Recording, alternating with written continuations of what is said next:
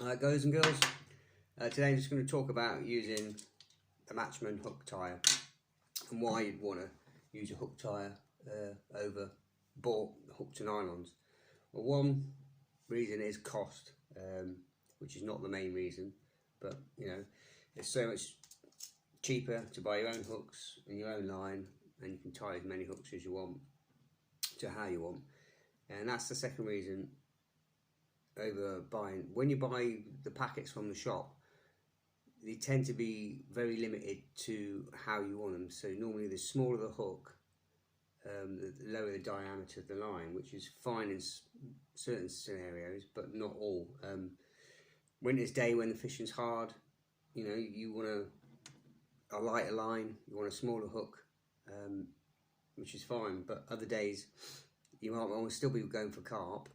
You want to, you want a strong line, but you want a small hook on a winter's day. They're not really having it, and they don't want a really dirty great hook. You're so limited when you're buying from the shops. As I say, it's normally a set diameter break and strain and a set hook size. But having your own, you can tie whatever you want. The possibility is endless.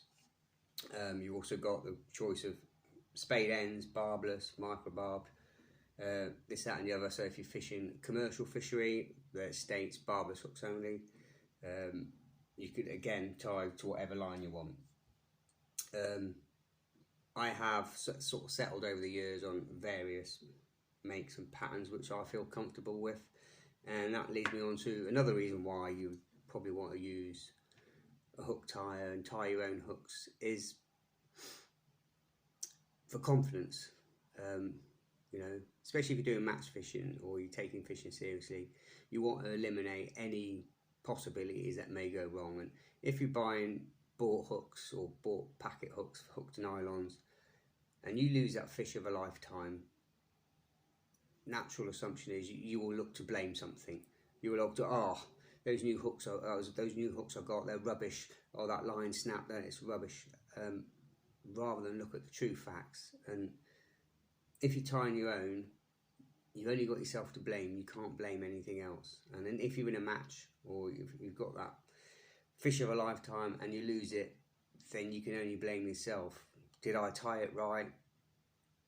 Was there a weakness in the line? Rather than look at the true facts. Well, if you did a match and you lost that fish right at the death that cost you the match, winning the match, rather than say, oh, what did I do wrong over the 5 hours, you look to blame something. And I think that's another big factor, is confidence as well, and eliminating any other possibilities that might go wrong.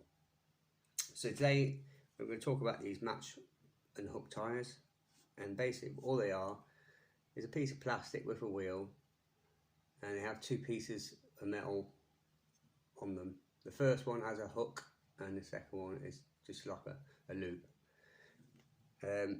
Today, because I'm going to be fishing for silverfish tomorrow, I'm just going to tie a Amazon B530, other hooks are available, which is the blue long shank hook, which is great for casters and hemp and things like that,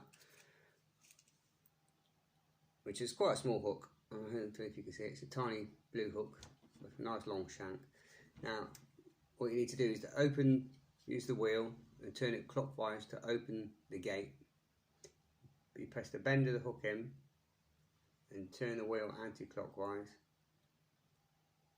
and lock that nice and tight so that can't move.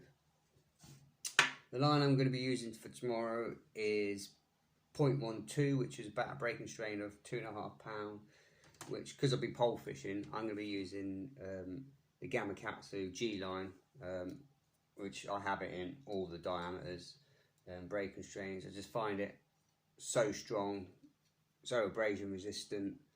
It's pre-stretched line, so obviously it's only good for pole fishing really, or fishing really light with the whip.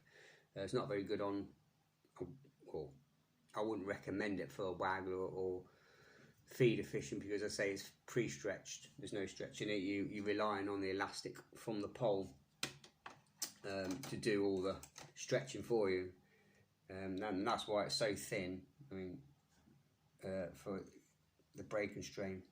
So to get the hook on, once you've locked this in place, you need to make sure this pin is up like this and the gate is showing on the first pin. Now to take your line, you need to go back around both pins.